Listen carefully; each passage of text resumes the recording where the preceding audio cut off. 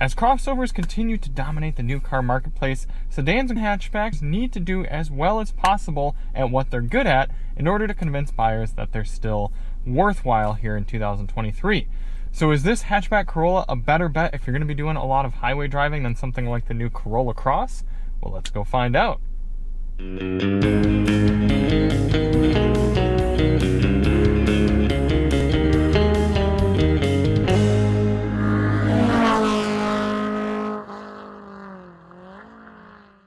Hey everybody, it's Charlie from Daily Motor, and today we've got the highway fuel economy test on the 2023 Toyota Corolla Hatchback XSE.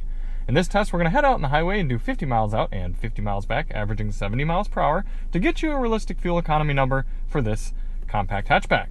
Before we get started, let's hop out and take a look at it.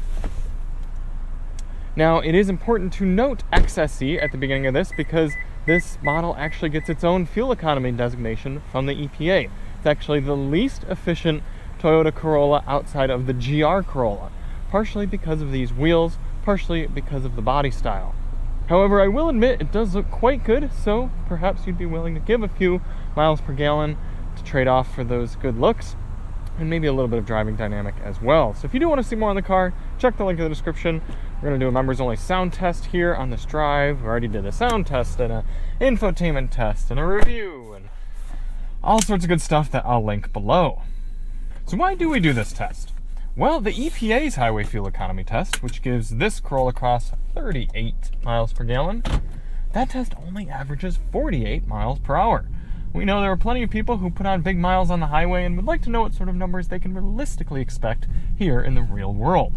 So in order to test that out, we're going to head over to the gas station here, fill up, go out and do 100 miles, come back, fill up at the same pump using the same 3-click fueling method, and get a result. A few things to note for today. Outside temperature is currently 74 degrees Fahrenheit. Our climate control is going to be set at 73 degrees auto. Our tire pressures have been set to their door placard pressures. And yeah, that's it. All right, let's hop out, fill it up. 5.176 gallons going in for our first fill. Before we start the engine, we're going to reset the vehicle's trip computer and our GPS. Climate control set at 73 auto, and we're ready to begin. We do have 3 different drive modes here in the Corolla. We've got Sport, Normal, and Eco. We're going to do this test in Eco. Take it nice and easy over to the highway. It's about 0.3 miles away. Catch up with you from there. Now the goal of this test isn't to hypermile. We're not trying to get the best possible fuel economy, but rather a realistic figure. So in order to do that, we're going to get up to highway speed here at a reasonable pace and set our cruise control at a GPS indicated 72 miles per hour, or at least run that until we start to get up to a 70 mile per hour average, and then we might back it down a mile per hour or two. That should give us that sweet 70 mile per average we're going for, 70 mile per hour average. Of course, gotta fight our way over into the left turn lanes. Even later on here, it's still pretty trafficy. Initial highway impressions on the Corolla, it's a bit loud. It's not the quietest thing. I know in this price point you are gonna give up some things, but yeah, it's kind of loud in here. Noticed that throughout my week driving this car too. It does look like the speedometer is about 1 to 2 miles per hour high on the car, so I'm going to let this Sierra go by and then try to duck in behind him and set up at 73 on the car's speedometer. Alright, we're going to continue on with the test out this JBL sound system for the members only video. If you do want to see that, sign up below, and we'll catch up with you at the end. In the meantime, enjoy this time lapse of the entire trip.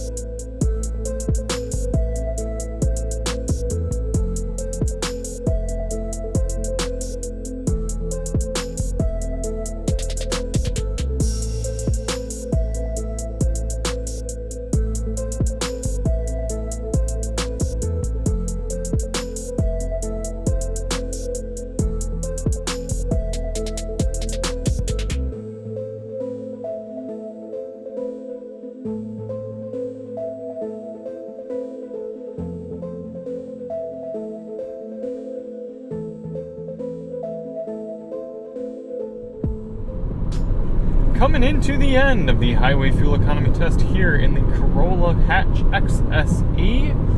The good old Corolla is proving itself all reliable once again. Trip computer saying 38.4 MPG, so that would round down to right smack dab on the EPA. After an hour and a half in the saddle, I'm having trouble deciding on the seat comfort. Part of me doesn't feel like it's the most comfortable seat, but also I feel like I was sitting in it in a weird way, which is putting more pressure on my butt and making it feel a little bit more sore. So I don't really know what's going on there, but either way, I think we could do with a little bit more seat comfort. Like I said, it's a little loud in here, but not awful. The speedometer does read 1 to 2 high. We did make note of that. And interestingly, the trip computer is remarkably low. So we've got 95.5 on the trip computer right now, but 97.2. So nearly 2 miles off after 100 miles, which means if you bought this car thinking it had like 98,000 miles, it would actually have 100,000 miles. So just, not that it's a huge deal, but it's just kind of interesting that it's that dramatic. The JBL sound system, not fantastic, although it was a little better after listening to some of our members-only tracks. Looks like we're chilling just below 2,000 RPM at 72 miles per hour here, or really 71 on the GPS, I should say. Yeah, no huge surprises. I should say the lane keeping is actually surprisingly good. It's a very unobtrusive system, just gently keeps you back into the lane like you're going to want to be, and I was pretty satisfied with that. It really takes a lot to get it to beep at you, which is nice. So we're going to get this back to the pump, fill it up, and see what our calculated final numbers are.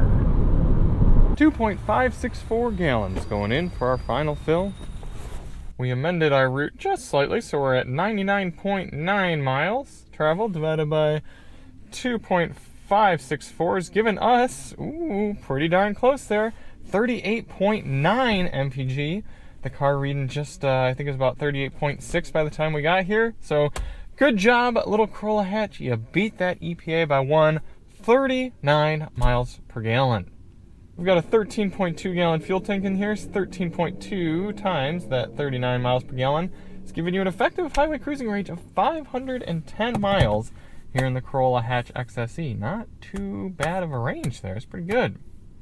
Personally, for me, this XSE trim is a weird mix between not as efficient as it could be, but also not as sporty as it could be. So I, for one, would choose either a Corolla hybrid, probably, to just get something full, just fuel efficiency, be getting more like 45, 48 on the highway, even though that's not going to make a huge difference at the end of the day, I suppose, in overall cost from a percentage standpoint. But I don't know, I would just maximize that, or I'd go in the other direction and I'd get something like a Civic Si or GR Corolla. I know that's a much more expensive car, but just say efficiency be damned and give me the sport. So this one's a little bit of a weird in between, but either way, I think just a hair under 40, pretty darn good. Now we only got 33 MPG out of the Corolla Cross that we tested back a little while ago in Michigan, so yeah, 5 mile per gallon advantage for getting the hatchback here. So thank you all so much for watching. If you do want to see more on the Corolla, check the link in the description, and we'll see you on the next one. I'm Charlie from Daily Motor, and as always, drive on.